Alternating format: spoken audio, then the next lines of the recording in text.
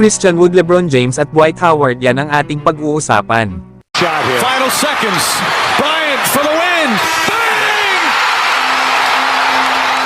Nakakuha naman ng pagkakataon ng head coach sa ngayon ng Dallas Mavericks na si Jason Kidd para patamaan si Christian Wood na dati nilang player. Tinabi nga ni Jason Kidd sa naging interview nito sa kanilang media day. Lahat daw ay excited at mga winner nga daw ang lahat sa ngayon. Nawala daw sa kanila ang pinag-uusapan ng patungkol sa kanilang mga magiging playing time. O ang magsalita na hindi sila magkakaroon. Kaya ang lahat daw ng kanilang mga players sa ngayon ay nasa good mood. Yan nga mga idol ang mga sinabi ng coach na si Jason Kidd. Lalo at alam naman natin na itong si Christian Wood ay nagrereklamo patungkol sa kanyang naging role noong ito ay nasa Dallas Mavericks pa last season. Na ngayon nga ay nasa Lakers na ito maglalaro matapos itong mag-sign ng 2-year $5.7 million. Pero may player option nga ang pangalawang taon nito. Kaya para sa forward center na si Christian Wood, ay kailangan niyang patunayan sa Dallas Mavericks ang kanyang halaga. At para nga mangyari ito ay kailangan ni Christian Wood na gandahan ang kanyang performance next season sa Lakers. Kaya abangan natin mga idol kapag nagkaharap na ang Lakers at Dallas. Na panigurado na babawi sa kanila itong si Christian Wood. Sa ibang balita naman mga idol, mukhang gusto ng Lakers na bantayan at pangalagaan ang kalusugan ni LeBron James.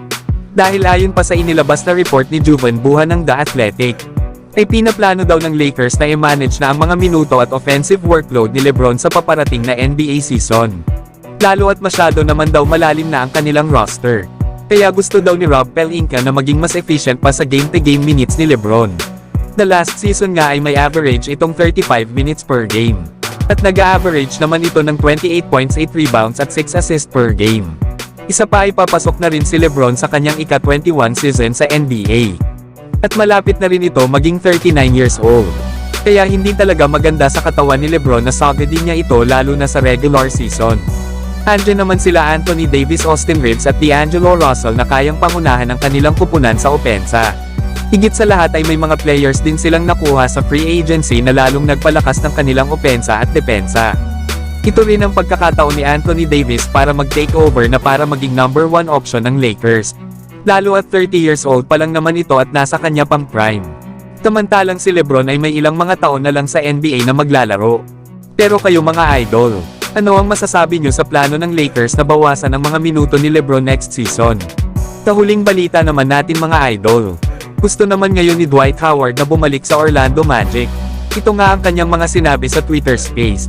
Ayon pa kay Dwight Howard ay gusto nga daw talaga niya na bumalik at maging parte ng Orlando Magic. Gusto nga daw ni Howard na sumali sa kung ano ang gustong ma-accomplish ng kanilang kupunan. Kaya napakaganda daw talaga ng Orlando na dito matapos ang kanyang career kung saan ito nagsimula. Lalo na daw sa mga kabataan at paparating. Ay kailangan daw ng isang promising team ang katulad niyang may veteran leadership. Kaya sa palagay pa daw ni Howard ay magbi-benefit daw dito ang kanilang mga players, ang city at ang kanilang organization. Yan nga mga idol ang mga sinabi ni Dwight Howard. Na maganda nga sana itong makita na bumalik sa kupunan na nag-draft sa kanya. Na malaki nga ang tulong na madadala nito para sa Orlando Magic. Maganda nga itong maging mentor nila para sa mga batang mga big man ng kanilang kupunan. Katulad na lang nila Paolo Banchero, Wendell Carter Jr. at iba pa. Na sa huling season nga nito sa NBA sa Los Angeles Lakers, ay nag-average ito ng 6 points at 5 rebounds. Sayang nga lang at hindi ito kinuha ng Golden State Warriors. Lalo at marami pa talaga silang pinagpipilian na iba pang mga players.